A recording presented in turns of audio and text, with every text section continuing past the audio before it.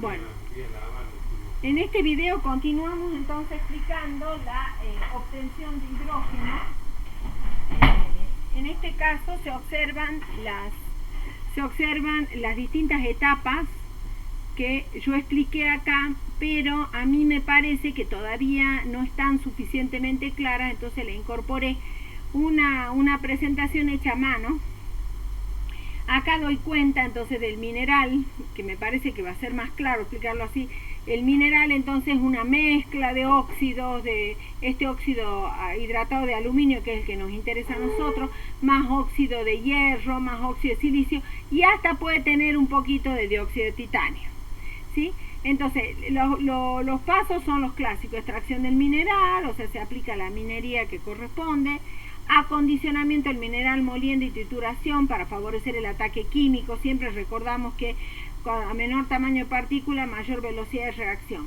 Y ahora viene la etapa del proceso Bayer en sí, que es la concentración del mineral, que es separar de toda esta mezcla el óxido de aluminio y luego seguir el tratamiento en otra etapa. Entonces, en un digestor yo voy a tener todo el mineral triturado, lo pongo en contacto entonces con hidróxido de sodio acuoso. Si bien no lo dice acá, pero digamos sería una suerte de lixiviación del mineral con hidróxido de sodio acuoso concentrado y caliente, a partir del cual entonces lo que ocurre es que, considerando que el óxido de aluminio es anfótero y en medio tan fuertemente alcalino, se transforma en tetrahidroxoaluminato 3 de sodio. ¿Se acuerdan que el óxido de aluminio era anfótero, como el aluminio, y como el mismo hidróxido de aluminio? Entonces el óxido de aluminio en medio alcalino va a dar el tetrahidroxoaluminato de sodio, que este es una solución acuosa. Y luego el resto van a ser precipitados. El óxido de hierro se transforma en hidróxido de hierro. En alguna bibliografía lo van a encontrar como óxido de hierro con X moléculas de agua, en lugar de hidróxido de hierro como óxido de hierro 3 o trióxido de hierro hidratado, más dióxido de silicio, que es la arena que no se ataca y queda igual que antes, ¿no? Entonces todo esto es sometido a filtración y vamos a ver que el hidróxido de hierro va formando como unos lodos rojos que son característicos de este tipo de extracción. Entonces procedemos a la filtración, separamos el líquido, la solución acuosa de tetrahidroxoaluminato 3 de sodio, y el resto va a quedar retenido en el filtro, pues son todos sólidos, ¿sí? Los que mencioné. Este tetrahidróxido aluminato, esta solución acuosa, va a un tanque precipitador, se lo deja al aire, a la atmósfera, y ahí, en presencia del dióxido de carbono de la atmósfera, del aire, más agua, porque está en solución acuosa, lo que ocurre es que el dióxido de carbono es un gas ácido, y en presencia de agua forma ácido carbónico en el medio acuoso, y este ácido carbónico se disocia y provee protones. Esto hace que el tetrahidroxoaluminato 3 de sodio se transforme en hidróxido de aluminio y precipite. Por eso ese tanque le llamamos tanque precipitador.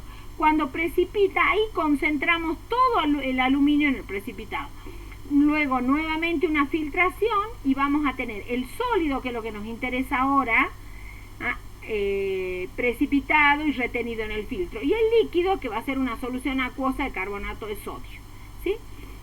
Bien, ahora sigamos. Este hidróxido de aluminio blanco precipitado, que es el que nos interesa, lo vamos a someter en un horno a una calcinación a 1000 grados. A ver, fijémonos en este proceso acá. Una vez que se hace el concentrado de hidróxido de aluminio, concentro todo el aluminio como hidróxido de aluminio, lo paso al horno. Lo paso al horno.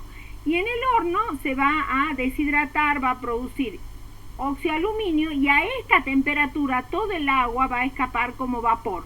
Entonces lo vamos a tener como óxido de aluminio, y luego procedemos con la segunda etapa de la extracción de aluminio, que es el proceso de Hall-Héroult, que es básicamente una electrólisis. Una electrólisis del óxido de aluminio. El óxido de aluminio tiene un punto de fusión muy elevado. Tiene un punto de fusión de casi 2000 grados. Entonces es muy necesario bajar ese punto de fusión. Por eso nosotros le vamos a agregar hidróxido de calcio.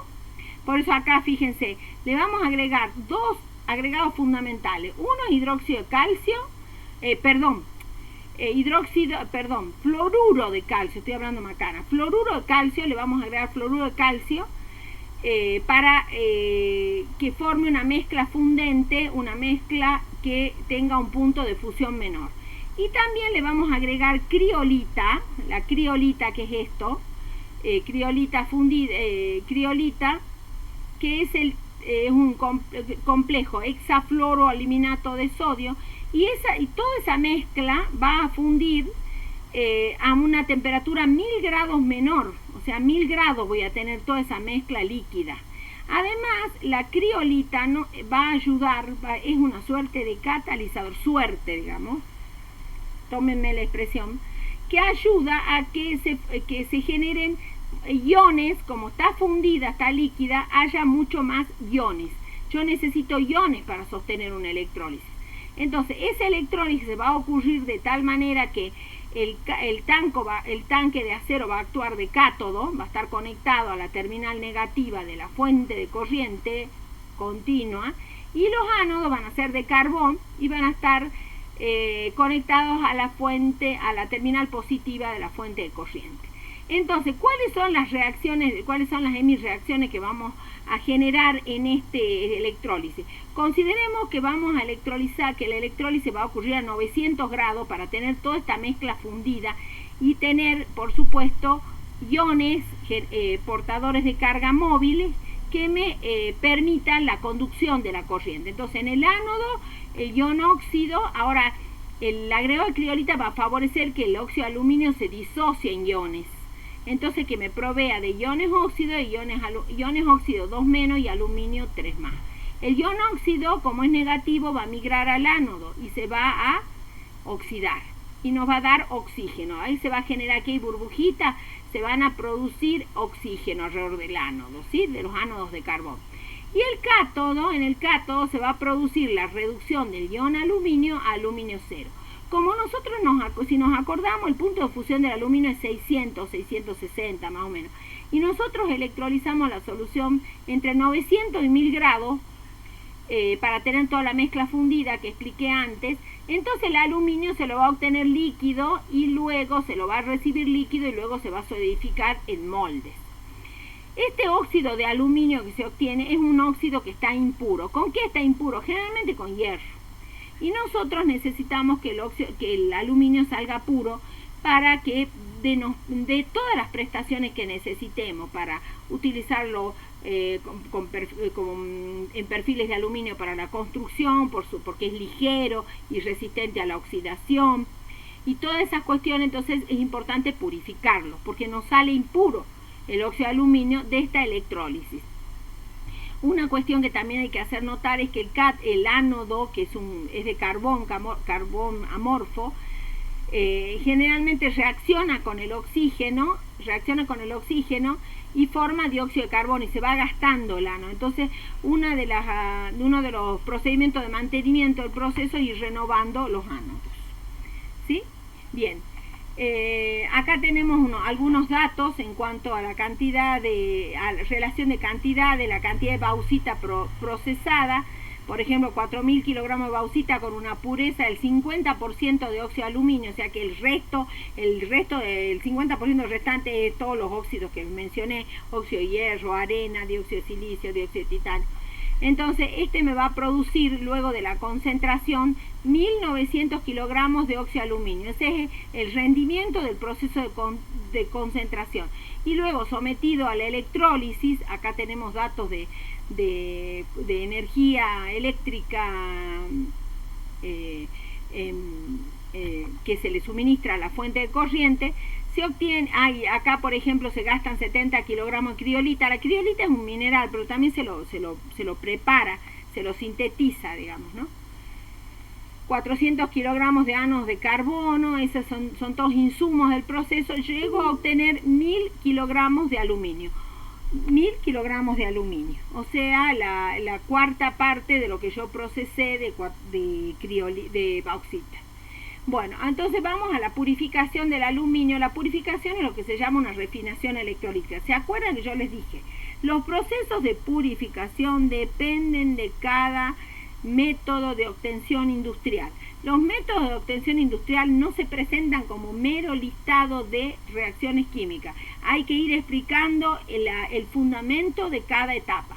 En este caso yo voy a hacer una electrólisis para obtener aluminio puro. Entonces, ¿qué hago? Utilizo un electrolito, que es una sal de aluminio, cualquier sal de aluminio, y utilizo un ánodo, que es el aluminio impuro que quiero purificar, y un cátodo puro, un cátodo de aluminio puro.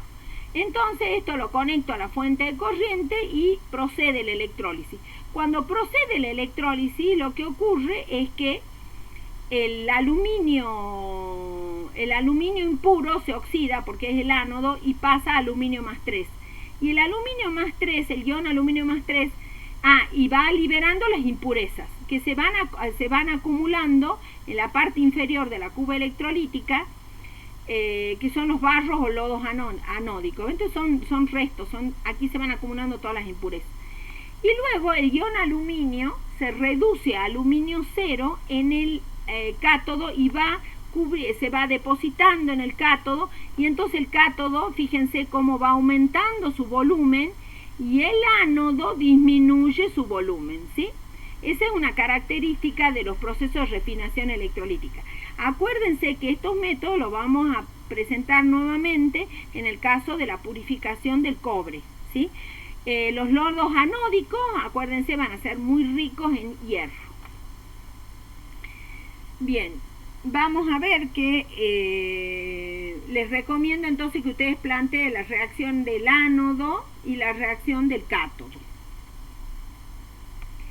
El carácter anfótero del aluminio, que tanto lo dijimos, aquí está puesto con la reacción con el ácido, la reacción con la base, eso ya lo habíamos explicado en la obtención de hidrógeno. Además yo hice un video explicando la reacción con hidróxido de sodio y agua, o sea, con la solución acuosa de hidróxido de sodio, cómo se igualaba, eso ya lo hice. Así que fíjense en los videos si tienen dudas en cuanto a la igualación de las ecuaciones.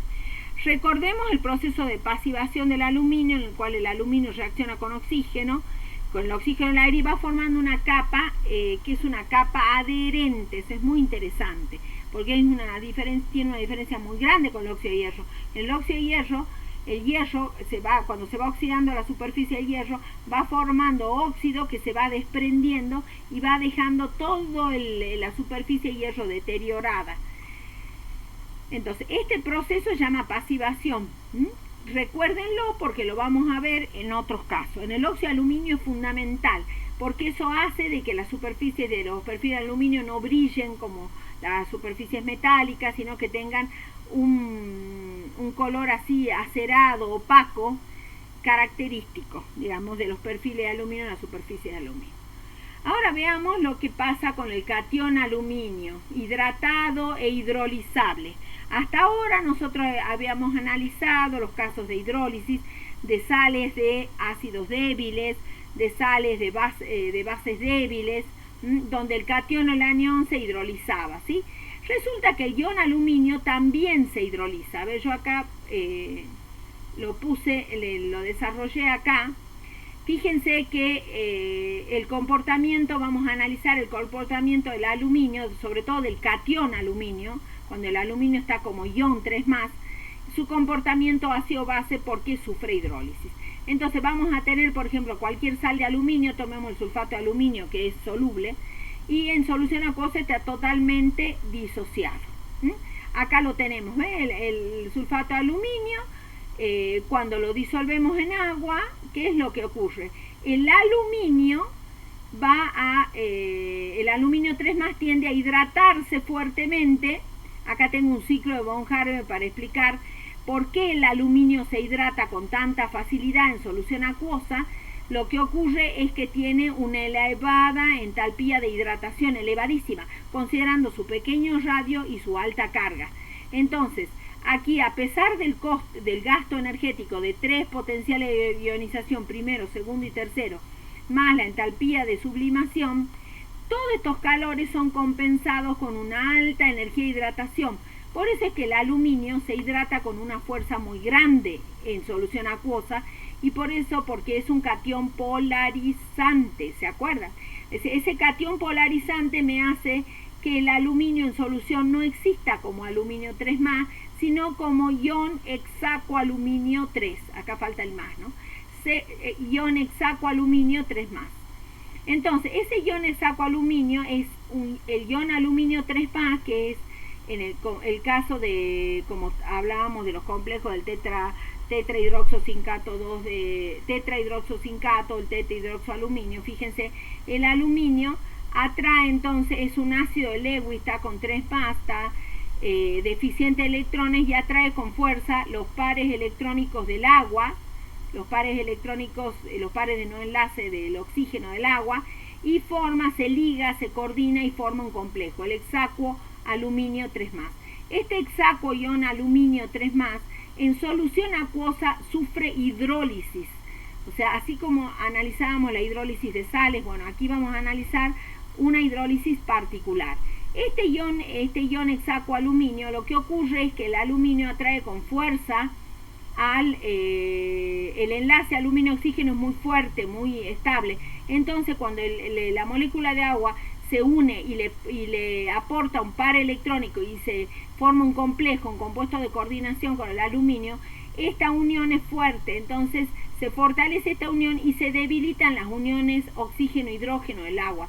Esto hace que cuando se debilite la unión, este ion en solución, lo que sucede es que presenta hidrólisis ácida, o sea, libere uno de estos hidrógenos del agua, que está coordinada con el aluminio, y libere iones hidróneos, ¿sí? Y se van formando todas estas especies, acá ion hexaco aluminio 3, y acá ion hidroxo pentacuo aluminio 3, fíjense que acá se ha liberado, se perdió un protón y se adquiere una carga negativa, por eso ahora el complejo tiene 2 cargas positivas. Esto sigue el proceso de hidrólisis y se libera el segundo protón de otra molécula de agua, y de esta manera entonces se forma el dihidroxo tetraco aluminio 3 más ion hidróneo. Esto sigue, y en la tercera etapa, fíjense, ya cuando se pierde el tercer protón, ya se forma el ion trihidroxo triacuo aluminio 3. Y esto es lo que nosotros conocemos como otra forma de formular el hidróxido de aluminio, ¿sí? Esto es insoluble, por eso está la flecha acá indicando para abajo que acá en esta etapa se precipita. Esto puede continuar la hidrólisis hasta que se forme este ion tetrahidroxo diacuo aluminio, que es otra manera de formular al ion aluminato. Acá está, fíjense, este tetrahidroxo diacuo aluminio 3 es lo mismo que este, se formula de esta manera, en los libros lo van a encontrar así, tetrahidroxo aluminio, o sea, una forma más simplificada, o en los libros de química analítica lo van a encontrar de esta manera o de esta manera. Todos son distintas fórmulas de la misma especie química. Lo que sabemos que se forma en solución alcalina, fuertemente alcalina, y que es soluble, ¿sí? Entonces, todas estas hidrólisis se favorecen cuando aumenta el pH, o sea, cuando aumenta la concentración de oxidrilo. Cuando aumenta la concentración de oxidrilo, todos estos equilibrios se están favorecidos hasta llegar al ion aluminato. Entonces, esto es lo que ustedes tienen que estudiar, que de acuerdo al pH de la solución, al ion aluminio lo voy a tener como ion hexacuo 3, como ion como directamente como precipitado como hidróxido de aluminio, o como ion aluminato soluble.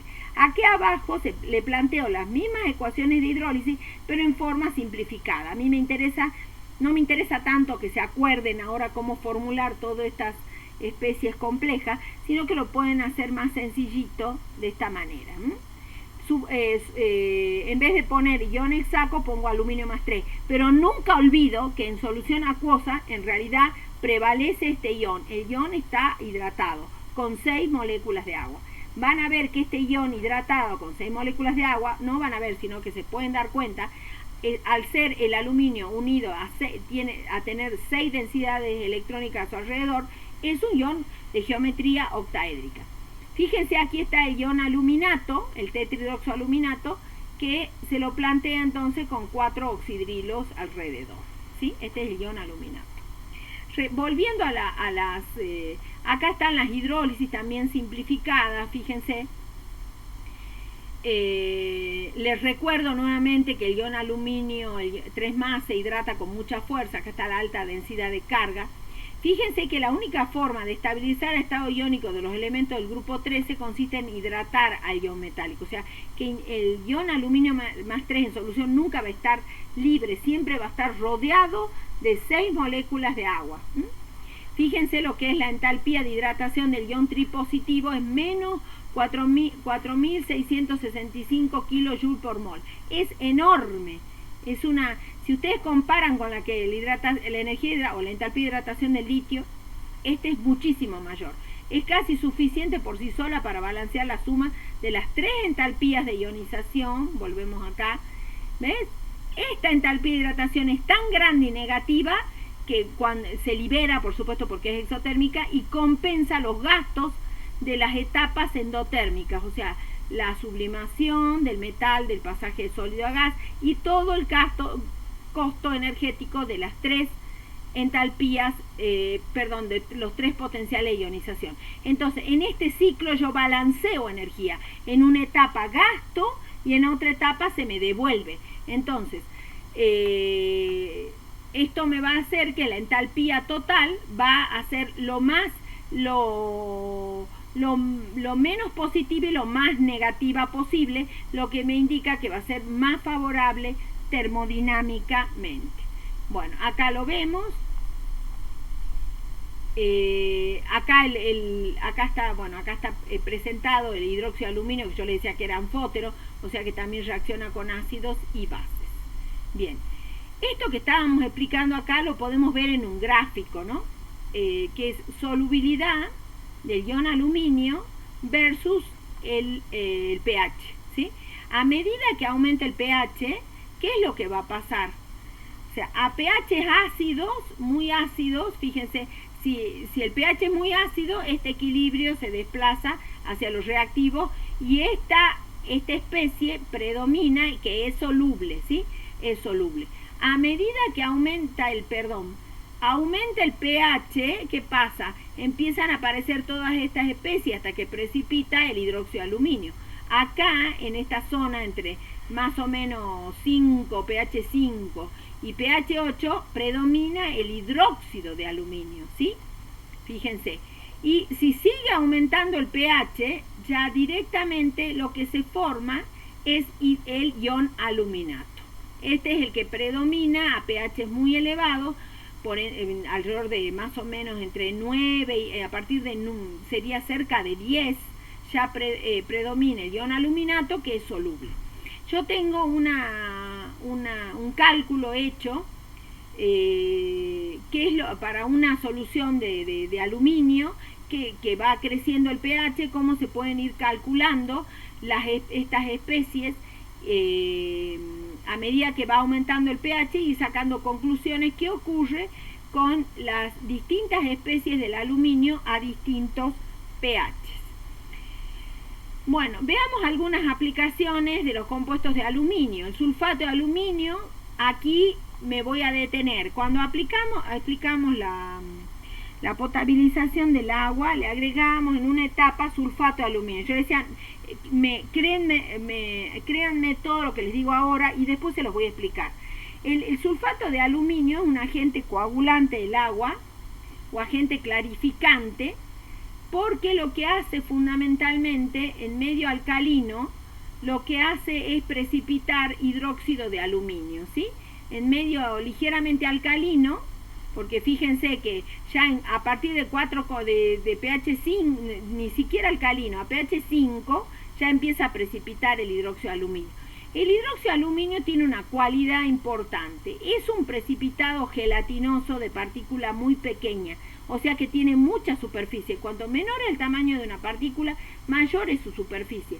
Entonces, la partícula pequeñita del hidróxido de aluminio es la que retiene todas las partículas en suspensión que trae el agua en el proceso de potabilización. Yo les había aclarado que primero se liberaban las partículas grandes con filtros de arena y luego había que eliminar todas las partículas de suspensión. Estas quedan retenidas en el hidróxido de aluminio que se forma in situ cuando yo agrego el sulfato de aluminio, porque a un pH relativamente bajo ya se forma el hidróxido de aluminio y va reteniendo, uniéndose a las partículas que están en suspensión y adquieren peso, esas partículas unidas tienen más peso y logran sedimentar. De esa manera yo logro la etapa de sedimentación o clarificación y logro clarificar el agua. Todavía el agua no es potable, el agua en esa etapa es clara. ¿Para qué me va a servir? Cuando yo pase a la etapa de desinfección con el agregado de cloro, que es precursor de hipoclorito de sodio, que es el agente oxidante de todo el material orgánico que pueda traer el agua, fundamentalmente la carga patógena de bacterias, oxida toda ese material orgánico. Yo necesito que el agua esté clara, porque si el agua no está clara, hay demasiadas partículas en suspensión, el cloro queda retenido en las partículas en suspensión. Entonces, el agregado de sulfato de aluminio, precursor de hidróxido de aluminio, con su pequeña partícula y su gran superficie, me ayuda a eliminar todo el material en suspensión y a sedimentarlo. De hecho, muchos tanques ahora se clarifican de esa manera. Bien, entonces, esa es una muy importante aplicación que puede tener una sal de aluminio como el sulfato de aluminio. Aquí están, relatadas todas estas cuestiones. Bueno, aquí dice lo que es el sulfato de aluminio. Dice: el catión aluminio trivalente es un precipitante muy efectivo para coloides negativos y el sulfato de aluminio se usa en lápices astringentes para coagular sangre. También se emplea en el tratamiento de aguas negras que contengan mucho material en solución coloidal. Bien, acá están los iones. ¿Qué pasa con los iones aluminio? Están los equilibrios que yo les planteé. Bien, y acá dice: la coagulación es un proceso que permite incrementar la tendencia de las partículas de agregarse más unas a otras para formar partículas mayores y así precipitar. Que eso es lo que pasa cuando le agrego hidróxido de aluminio. Luego que las partículas de hidróxido de aluminio chiquititas se unan al material en suspensión y precipite. Adquiera peso y precipite. Bien, entonces un efecto coagulante muy importante. Aquí hay un listado de aplicaciones del ion aluminio que ustedes lo pueden perfectamente leer. Bien. Los alumbres, este es otro compuesto de aluminio importante, que son sales dobles de un catión trivalente y un catión monovalente, y tienen 12 moléculas de agua de cristalización. O sea, cuando cristaliza la sal, cristaliza incorporando estas 12 moléculas de agua. Fíjense que el catión trivalente muchas veces es aluminio, pero puede ser hierro 3+ o cromo 3+. Los alumbres de aluminio, por ejemplo, son generalmente de aluminio y un catión monovalente, generalmente que tiene que tener un tamaño importante para poder obtener una red cristalina estable. Entonces tiene que ser o potasio, ion potasio, o acá tenemos amonio o ion potasio, ¿no? Tiene que ser un catión de regulares dimensiones para poder estabilizar la red cristalina. Jamás va a poder ser de litio. Por ejemplo, sulfato de aluminio y litio, por más que sea monovalente, porque el litio es chiquito. Y eso no me estabiliza la red cristalina. Bueno, el sulfato de aluminio es un mordiente para el teñido de telas, muy importante. Se lo usa también en el caso de la preparación de desodorantes, porque es astringente, puede retener humedad. Es muy importante su función. Bien. El papel biológico del boro, esto en cuanto al papel biológico del boro es interesante en cuanto a su papel en las plantas. El boro es un elemento esencial para las plantas, sobre todo para el crecimiento. O sea, generalmente no está como boro elemental en las plantas, sino como boratos. Su papel, dice, no está demasiado claro, pero parece que está implicado en una serie de procesos. Está implicado en el proceso fundamentalmente del crecimiento de las plantas. siempre y cuando tengamos un agregado de boro pequeño, o sea, es un elemento esencial como oligoelemento, o sea, en pequeñísima proporción. Acá la dosis es esencial, porque si nos pasamos de esa cantidad mínima que necesita la planta, entonces ya realmente generamos el proceso inverso. No favorecemos para nada el crecimiento de las plantas, y en los lugares donde estuvo operando una planta de boratos, por ejemplo en el caso de la obtención de ácido bórico, que hay exceso, generalmente hay derrames de boratos, exceso de sales en el suelo, han producido una afectación muy grande del suelo y no ha permitido el crecimiento de los vegetales. Acá hay zonas de Salta en que ha sido afectadas, por el suelo ha sido afectado de esta manera porque han estado operando plantas de procesamiento de boratos, por ejemplo, para obtención de ácido bórico o para otras operaciones industriales, y bueno, el exceso de borato en los derrames ha producido la desertificación del suelo. Si bien se han impulsado acciones de dilución del suelo, es trayendo suelos de otras zonas que no estaban contaminados con borato, como para ir diluyendo el contaminante de borato que ya estaba en el suelo, pero todavía no tenemos grandes resultados de esas acciones. Bueno, la bibliografía, como siempre, Bayo, Blesa y Fernández, la última edición, el Rainer y Canham, y por supuesto yo les incorporé este libro porque, si bien es un libro de más que nada de consulta más para docentes que para alumnos, es un libro que es el compendio de la química inorgánica, que es Chemistry of the Elements, de Greenio and Earnshaw, así que igual se los nombro, cualquier duda me la comenta.